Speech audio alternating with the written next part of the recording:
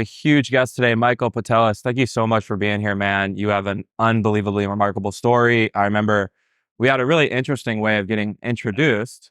I'll let you tell that story here in a second, but right when I met this guy, I was like, I need to get this story on my podcast because I learned so much from it. I felt like it not only inspired me, but kind of gave me a slap in the face. Like, get your shit together, man. This guy's doing way more. So thank you for coming on, and let's get right into it. Yeah, no doubt. Thank you so much for having me, Lukas.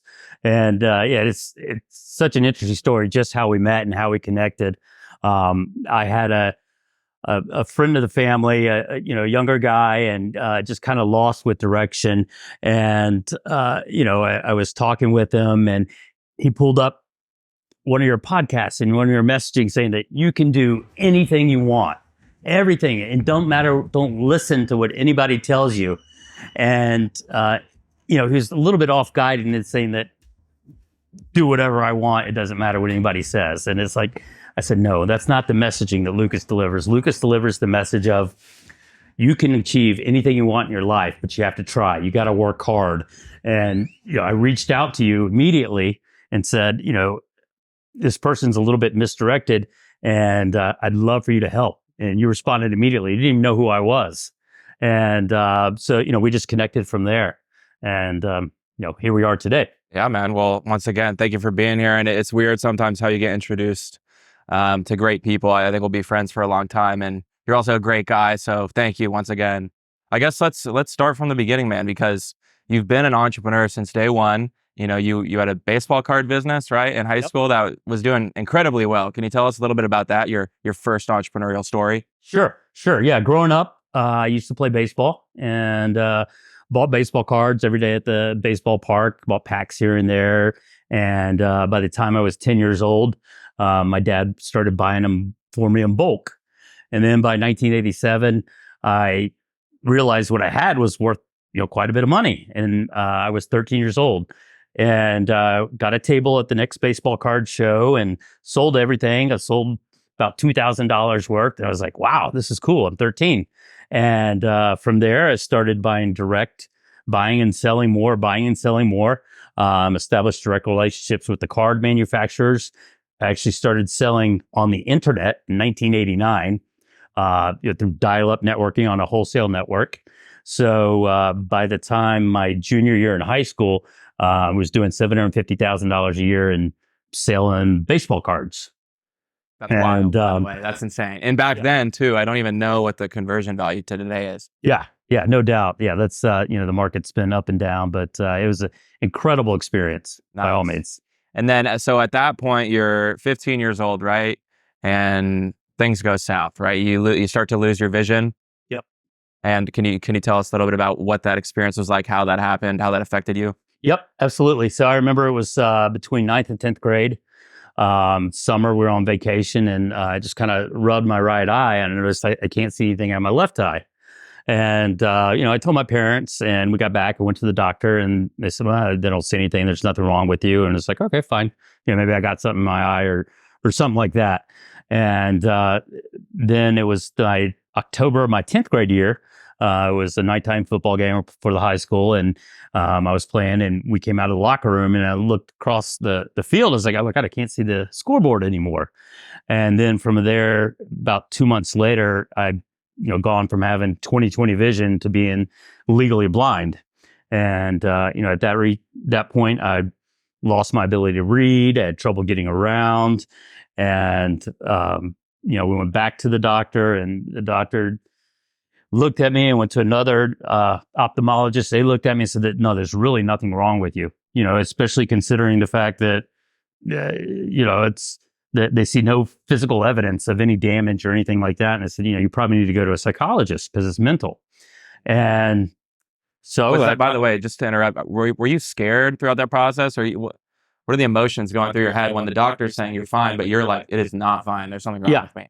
Yeah, no, absolutely. I was like, hey, it just doesn't make sense because I was very fortunate. I was on top of the world, doing well in school, playing 3 sports, had my own business. And for them to tell me that, there's something mental wrong with you. And it's like, I was in denial. I remember by January of that same school year, they said, okay, if you're want to play baseball, then, you have to come to the school meeting at this room. And I came and everybody was looking at me. It's like, you're not going to be able to play baseball. And I was like, yeah, I am. I'm sure I'll be able to play. It'll be fine by then. So I went to, a psychologist once a week for a year. The guy would try to hypnotize me, try to figure out what's going wrong. And, meantime, he was telling my parents there's really nothing wrong with them, especially considering what I've been going through, losing my vision at the age of 15 and then into 16.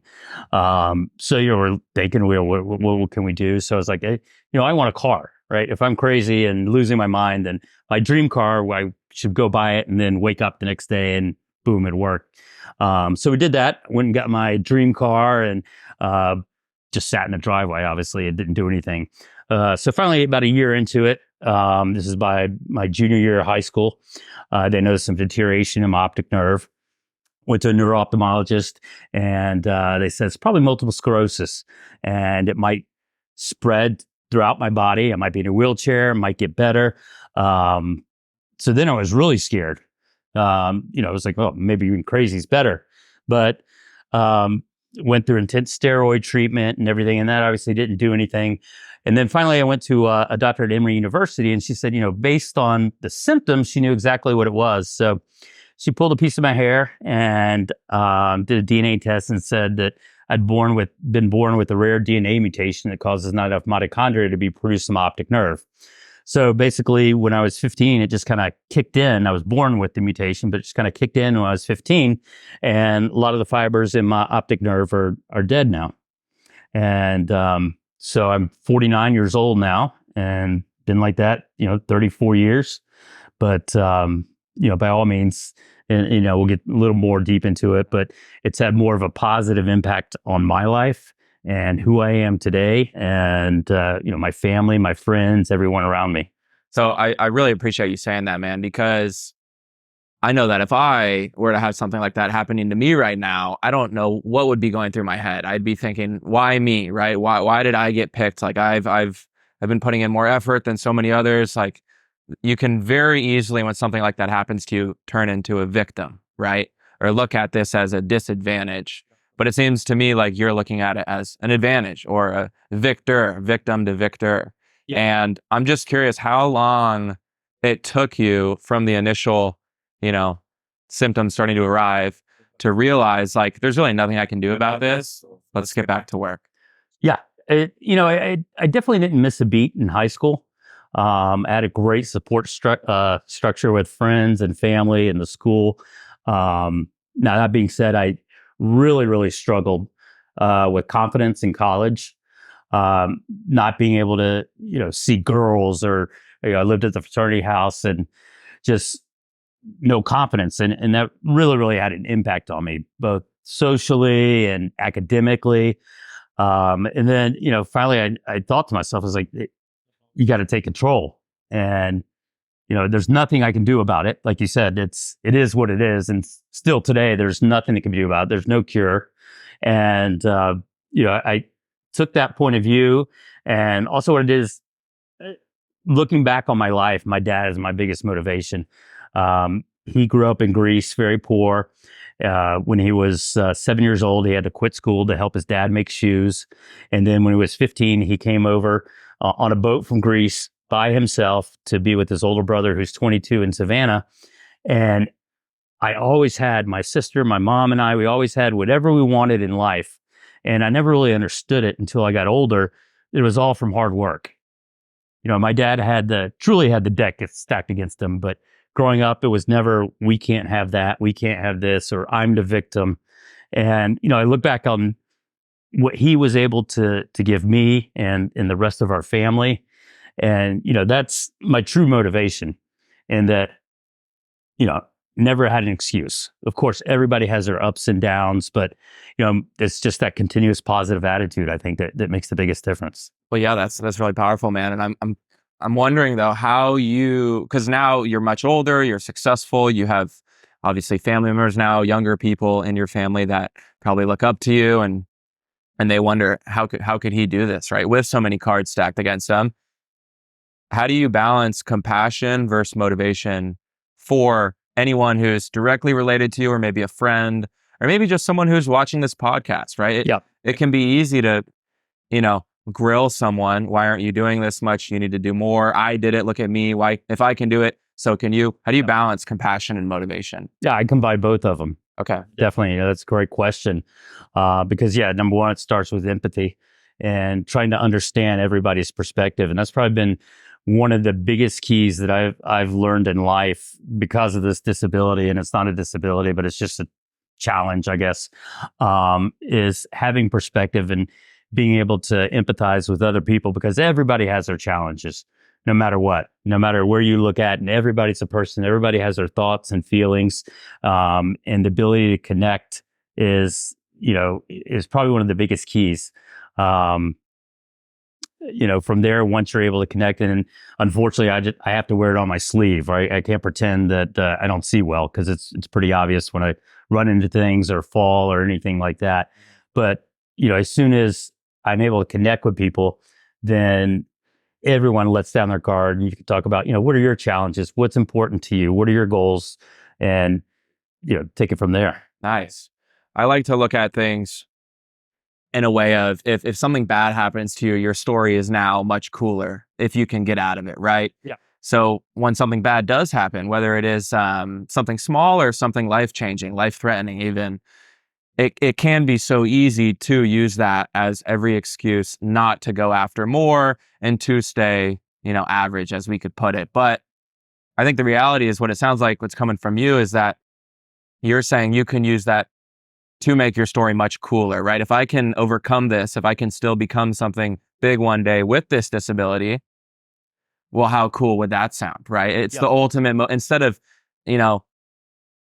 deterring you, it's motivating you to go for more, right? Absolutely. Yep. Yeah. And so what happened after college? You continued with your business. You didn't let your disability stop you. Yep. Yeah. So out of college, I got a entry-level sales job in the technology industry, and I had a business management degree, so I wasn't very technical. I was fortunate that the place that I went to was kind of a sink or swim, throw you to the fire type environment, and learned a lot about technology and learned a lot about business. And then I was there for about 6 years, and then at that time, was trying to sell our technology to one of our competitors, and as a complementary technology. And they called me and said, "Well, we're not going to move forward with you. We're going to buy somebody out of Germany that has a similar technology." So I was, thought about it for a couple weeks, and I called the gentleman back. His name's Sev, and I'm still great friends with him and still work with him today. I said, "Sev, I want to come work for you guys." And so he said, "All right, well, come on." So I started up the OEM division at that company at the time, and within a period of 2 years, I was able to penetrate companies like Dell, Intel, Microsoft, AMD, and not only open doors but also close business with them. And that's when I really started to realize that the biggest strength that I have is the ability to connect with people. And the ability to be real, because I don't have another choice anyway. And as soon as you're able to do that, that's when the doors can really open up. Absolutely, I bet. And one thing that I just thought of in my head right now is, you're not really able to see what someone looks like. So you can't judge a book. You literally can't judge a book by its cover. You get to see the person for who they are, for what they sound like, the quality of their words and not their looks. And so I think that can actually be a very valuable asset. And I saw on your LinkedIn, you said that you consider your disability to be your most valuable asset. Absolutely. Yeah, absolutely. It's funny. My wife laughs at me all the time. She's like, "Do you realize what a dirty look that person was giving you?" I was like, "No, not at all." That's great. So, I might be sitting there trying to talk to the grumpiest person, and they're still giving me the meanest look, and I'm still trying to make them smile and connect with them, because I don't see facial expressions. I don't make eye contact. And, it's part of the beauty of me not being able to see well. Yeah. And you don't use a walker or anything. You don't use a stick. Like Nope. you manage with what you have, which I think is very inspiring and awesome, man. So yeah. And I do, I have trouble going downstairs. I run into things. Just this morning at the hotel, we were having a team meeting at 11:30 a.m. and I went down and I had my earbud in, and I was on a call with somebody. I had my laptop with me and just sat down in front of my colleague, Ronnie, and was talking on the phone and everything. And then I, talking loudly and everything, because it's Ronnie, I know him. Then I, get off the phone and everything. And then guy looks at me and said, "Do I know you?" And I looked at him and said, "You're not Ronnie, are you?" So, stuff like that just happens. It was like, oops, sorry. Yeah, I bet. And, I ended up connecting with the guy. We ended up, trading, connecting on LinkedIn, trading life stories. And, that's really the beauty of it. Nice. And I know that your story is already cool because you're really smart, you're really driven, you're really successful. You've had a ton of wins in your life. But when you hear that you also have this disability, it makes people like you that much more. I'm wondering though, do you think people ever try to take advantage of you because of that in business, in life? Was that a big hurdle you had to overcome? It is. Yeah, it's funny. I think my first experience was when I was at a baseball card show, and baseball cards are only worth what condition they're in. Yeah. And my dad had gone to the restroom, and some guy asked to see my Johnny Bench rookie card, and I took it out, gave it to him, and he looked at it and handed it back to me. And then my dad came back, and he's like, "What happened to the card?" And the guy, took my card that was in really, really good shape, worth a lot of money, and basically replaced it with one that was in bad shape. Oh no. So, he saw that I couldn't see well and just, decided to take advantage of me. But, honestly, I think I trust a lot of people, and I think that's important. And, that's one of the biggest keys, I think, is that I really look for the best in anybody, no matter what. And I think that's very important. I do think that's important. Well said. I think when you put out just positive energy, there will be some people that do try and take advantage of that. There will be some people that try and climb that ladder, but ultimately you are going to attract the best types of people into your life. Yeah. It's like if there's a room full of people and everyone is eye level, if you step on that chair in the corner, everyone's going to see you. Some people might pick up sticks and throw rocks. Other people might see you and say, "I want to join that guy because he's brave and he's going somewhere that I want to be as well." Yep. And your businesses, ultimately, you built them, you scaled them. I know you had at least one big successful exit, right? Yes. Yeah, I did. And that's one of the reasons we're here today. So the company I got recruited or that I joined in 2004, we actually had an exit there. So that worked out really well. And then a couple of years later, the same gentleman, Sev, that I had worked with at the previous company called me and said, this is 2011. He's on the board of directors of a technology company out of Bulgaria. And he said they developed a streaming technology and they wanted somebody to help them bring the product to market as a proof of technology. And it was a really cool streaming technology. You were able to take your phone and stream content directly to the TV. And it was a lot more advanced than anything else that was out there at the time. So I was like, okay, cool, I'll do that. And, I was making good progress. The first step was to build it as a proof of concept. So be able to get lots of different content. So I was able to, on our mobile streaming app, get content from companies like Disney, HBO, all kinds of different networks and everything. And at the same time, I was like, you know what? Mark Cuban would really love this technology. And his email's out there on the internet. Anyone can hit him up, right? You're right. Yes. Yeah, exactly. But it's like, why would I do that? Yeah. And I remember talking to the CEO. They said, "Do you know him?" I said, "No, I don't know him, but, I can get in touch with him." So, I sent Mark an email saying, this is really cool in technology. You should really invest in it. I think it's, really a game changer when it comes to the streaming industry and TV industry. And I got a response in like 15 minutes and I was like so excited. I was like, oh my God, I got a response from Mark Cuban. And, opened it up and he called me an idiot. Well, that's gotta hurt. He said, "You're like, did I see that wrong?" Yeah, he said, "You must be an idiot if you think I would jeopardize the relationships that I have with with regular TV companies, with like Comcast and AT&T, Dish Network, because he had his own TV networks." Yeah. And he said, "I'm not going to invest in a streaming company." And I said, "Okay." But I kept, Was that a valid point though, or were you much beyond that? You're like, this guy can't even see. He thinks I'm an idiot because he's short sighted. I see a long term plan with this.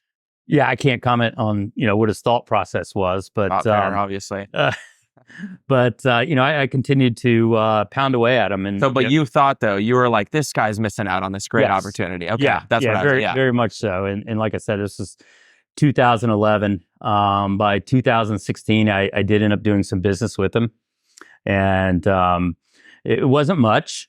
But then also, I finally met him in person in 2016. So, just continued a relationship with him back and forth and everything. And growing up, I was a professional wrestling fan, which is real silly, and I know it's pretend, but with the streaming technology, we had a lot of users who were having trouble making money. I was like, what if we tried a wrestling pay-per-view? Like, okay, let's try it. And, we did the wrestling pay-per-view and ended up being extremely successful.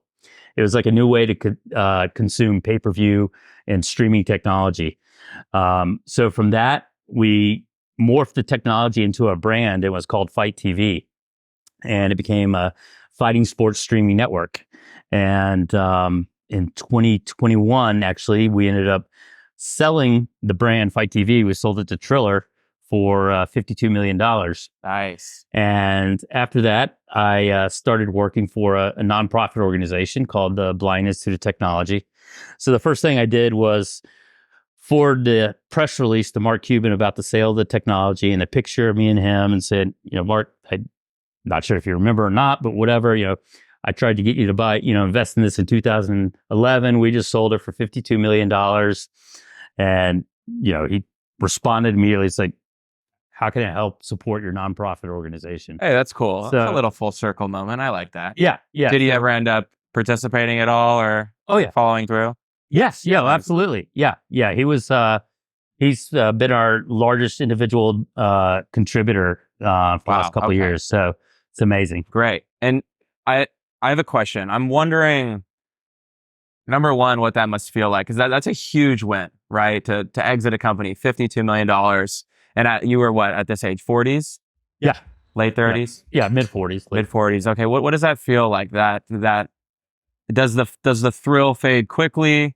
Does it give you internal validation, or does it not even matter because you're on to the next thing? Yeah. Yeah. No, I never need validation, especially not at this point in my life, because I've learned how to take what I have and, turn it into an asset. Like if you were to tell me or ask me, if I were to give you your vision back today, would you want it? And I'd probably say no, because it makes me who I am today, and everyone around me, from my kids to my family to my friends. It is who I am. And You might not be where you are today if you had it.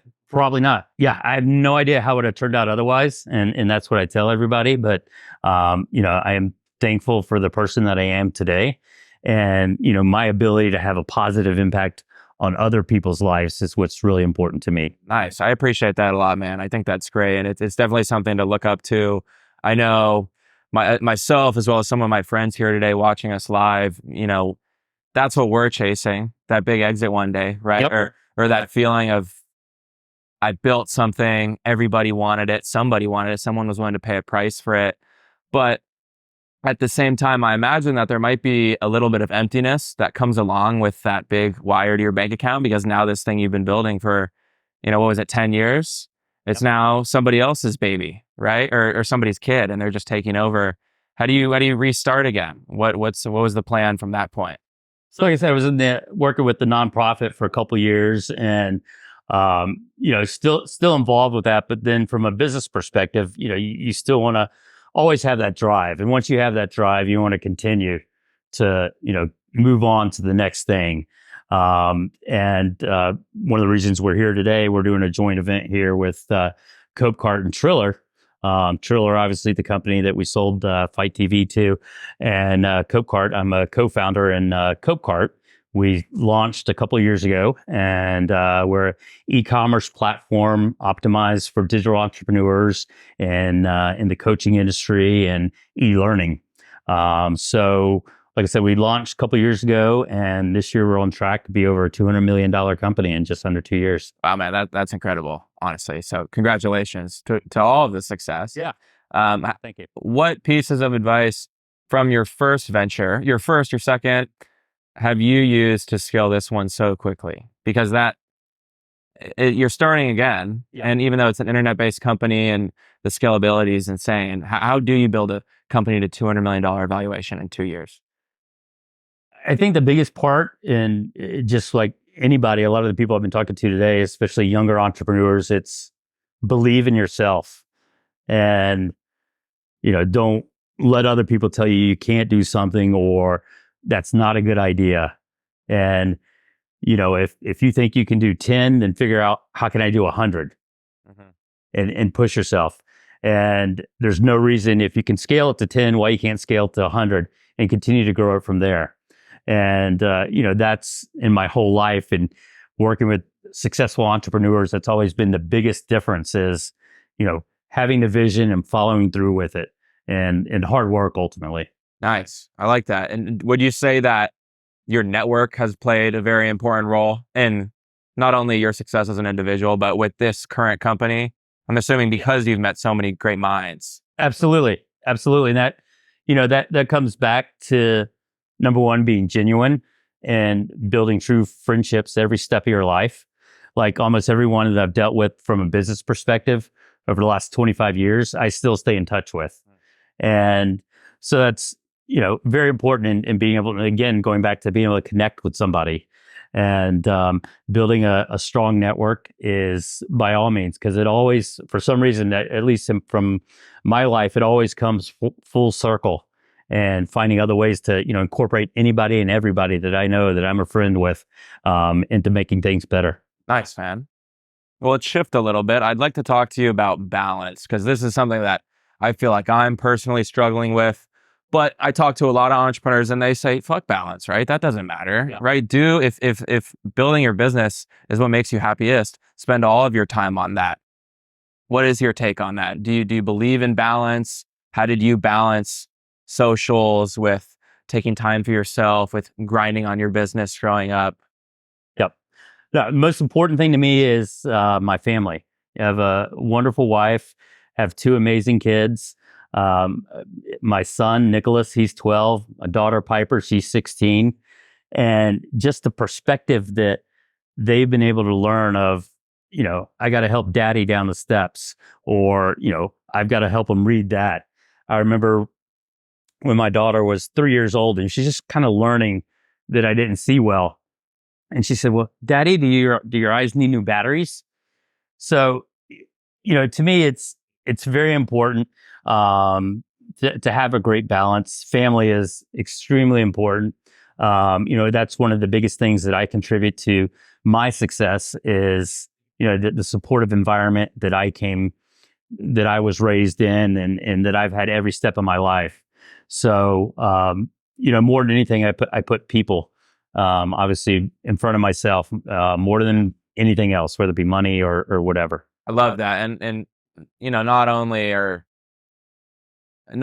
are you still challenged with certain difficulties in life because of your disability, but you're helping all these other people with the Blind Institute of Technology. I'd love to know, what is your biggest role in that company? How do you use your personal experience to help others, to motivate them? What's that been like for you? I'm sure that's incredibly rewarding. Yeah. Yeah, no doubt, because I interact with people across the world who, whether they've just lost their vision, and whether they're a child or a senior, or my biggest thing is letting them know that no matter what, you're going to be fine, and it is what it is. No matter what your life situation, number one, it is what it is, and it's in your control to make the best of it, and try to turn it into a positive. I see too many people that, before I talk to them, they're like, okay, well, I've got a disability, then, I'm just going to live at home with mom and dad, or I'm just going to accept that this is my life. And, by all means, that's not the case. You could do, absolutely anything you want. And I think that's probably one of the biggest things that I do when I work with other people with disabilities is, trying to empower them that, they can still do anything and it's in their control. And it's just a matter of, attitude more than anything. Attitude. I like that a lot. I fully agree. And I think even though you kind of just gave me the answer for it, my next question was going to be, what kept you going back then when you were younger versus what keeps you going now? It sounds like back then it was somewhat of proving something, Absolutely. right? And now what does it consist of? I think it's still, well, some of it is still proving something. Like, To yourself, to the world, to others. To myself, to others. It's, it's still like, oh, you can't do that. You can't do that. I was like, okay, all right, then I'm going to do it. I bought a new grill and it said requires 3 people to put together. And I was like, okay, I'm going to do it by myself. So it's, but yeah, no, I just continue to, have that motivation. And the more successful I am, then the more that I can teach others to be successful as well and be a positive role model to other people. Mm-hmm. That's great. And so now I have a question that I like to ask every one of my guests. It's a challenging question. All right. It's meant to take a while to answer, so take as much time as you need to answer it. But what is one thing that you hold to be true that most others, if not everybody else, would certainly disagree with? Believe in others. Well, I said no, certainly disagree with. I think we could all agree that you should believe in others, right? Yeah. In general, yeah. But okay, so let me, I think it is. It's finding the best in anyone. Nice. I think that's the most important thing, because it's too easy to dismiss somebody, to look at somebody and just pass judgment on them for whatever reason. And I think that's the biggest thing that I believe in, is to truly believe in anyone and not pass judgment, no matter what the situation, no matter what that person looks like, no matter what the scenario is. And once you're able to do that, then it's really a game changer. And I think I fully agree. And I think oftentimes that little guy who might be overlooked might actually be the most impressive one, the one that everybody should be looking at, because he does have the most approved. And yeah, I was at a run club the other day, and we all went out to get coffee afterwards and hang out and just talk and network. And everyone there was 22 to 29 years old. And then there was one little kid who was like, I don't know, 18 years old. And no one wanted to talk to him. Everyone was kind of looking at other people. When he would make eye contact with them, they would switch conversation to the guy next to him because they thought he had nothing to offer. Yeah. But at the end of the conversation, he started to get included, and it turns out he had moved over here by himself. He's an incredibly successful and gifted coder, and he probably has a net worth higher than almost every single person at that table. He has multiple. He codes games that hundreds of thousands of people play, and that was really eye opening for me. And I'll even be honest, I totally was one of those guys that I'm going to this event to network. I'm going to talk to these guys. That guy looks like he has something valuable to offer. And it was an important lesson to me, because I did overlook the person that, Exactly. should have had some attention given to them. So I'm learning every day, and even conversations like this are really valuable for me, and inspiring.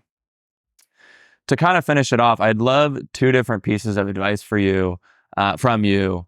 Number one, to anyone who's watching, who's either young or older, but they're very new to entrepreneurship. Maybe they're new to ambition and drive in general. Maybe most of their life, you even said you had a family member kind of like this. Most of their life, they have been kind of slacking off, or not trying as hard as they should be. What's the first thing you have to do to get on the right track? That's the hardest part, is getting it started. And you're saying, like, it's hopeless now. I'm on rock bottom, and no matter what it is you're trying to achieve, whether it be, physical goals or financial goals or mental goals, the hardest part is getting started. So I think, number one, the most important thing is write down a goal, said, okay, this is really what I want. And every day you got to work towards it. Nothing is ever handed to you. And if it is handed to you, then you still don't feel great about yourself. You've got to earn your success and earn feeling good about yourself. And that's always done through hard work. So I think, first step, get in the right mindset and work at it every day. I love that. Yeah. Earn the right to feel good about yourself. I think so many people, especially a lot of guys my age these days, maybe it's because of the internet, maybe it's because of society in general, they do have that victim mindset. And I think they assume that they should feel good. They should always feel good, right? But the reality is, like, you need to earn your own respect, just like you need to earn somebody else's respect. And it takes time, and it can be small little things that ultimately snowball and create this long-term respect for yourself. But I think that's great. And I think a lot of people don't know where to start, but the hardest part is starting, obviously. So I appreciate that insight. Yeah, no doubt. I mean, if you were to, all of a sudden I give you $10 million, 30 years from now, you're like, okay, what did I do with that? What did I do with my life? How did I impact other people? And I think that's really important to dig deep into yourself and look at that. What about regret? Are there any things in your life that you regret? How do you view that term regret? Is it a waste of time because people are always going to make mistakes? Or is it something that you should try and minimize at all times? Jeff Bezos has an amazing quote. He lives his life with a regret minimization process, right? He always thinks, which of the two am I going to regret less? And then he picks that one. Yeah. Well, I think, I definitely have regret, and my regret is probably not believing in myself sooner enough, and, not gaining the confidence that I should have had a long time ago. Because I missed out on, a big part of my life, especially socially, because I was too shy. I had no confidence. No girl wants to be with a blind guy. No one's ever going to like me. And I regret that I took too long to really not let that bother me and just be confident in who I am, and and understand that I'll find the right person. So now that being said, I'm so glad that I found the woman that I did today. Nice, by all means. Awesome. I love that. I literally had a guy DM me the other day. He goes, "Hey man, I'm 5'6", and I feel like there's just no shot at me being successful." It was the most random DM I'd ever gotten. But I said, your mindset is much more limiting than your height, bro. Yeah. Like that's the first thing you need to fix, is this idea that just because you're a little bit shorter, you can't do whatever. Absolutely. But I really like how you said that. So my last question for today is a little bit different. For an entrepreneur who already is on his path and he's not lacking in terms of motivation or drive, and maybe he's even doing things right, or he's making mistakes along the way, which is important. It's part of the process. What do you think your best piece of advice is for that individual who just needs to continue, but what's a piece of gold that you can give them that's really helped you along your journey? Most importantly, I'd say always believe in yourself and believe in your confidence in your dream. Understand you're going to make mistakes. Everybody does, and that's okay, just as long as you learn from them. And no matter where you are today, you can always be somewhere better tomorrow. And with that mindset, if you continue to build on it every day, then you're going to be where you want to be. Nice. And moving forward for yourself, what's on the horizon right now? Building this company, obviously, but are there any major challenges you'd like to tackle moving forward? You still have a lot of life to live. You've done a lot already, but it doesn't sound like you're stopping anytime soon. No. Ultimately, I love helping people, and doing it by example, I think is one of the best ways to do it. And I'm going to continue to do that. And, I love when people reach out to me through social media or whatever, whether they have a disability or some other challenge. So, that's important to me. And that's one of the drives that I have in myself, is living by example. Nice. Well, thank you for coming on my podcast. I hope you take this opportunity to start a social media or a personal brand of your own, because, I think that you have so many little pieces of gold in your story in general. It's just inspiring. And I think the world needs a lot more guys like you than they do of guys like me who haven't had to struggle that much, but do have a platform to interview people that have and have made something of themselves. So I hope you use this as an opportunity to start. I'm happy to help you if you'd like as well. Yeah. No, thank you. Thank you so much And truly, Lucas, what you're doing is an inspiration. And, it's very important. So thank you so much for having me. I really enjoyed it. And, Absolutely. look forward to continuing our friendship. Thanks, man. Well, thank you guys for watching the Squid Talk podcast. If you have any questions, leave them in the comments. I'll reach out to Michael and maybe we can get some answers. And yeah, leave a like, subscribe, and we'll catch you in the next one.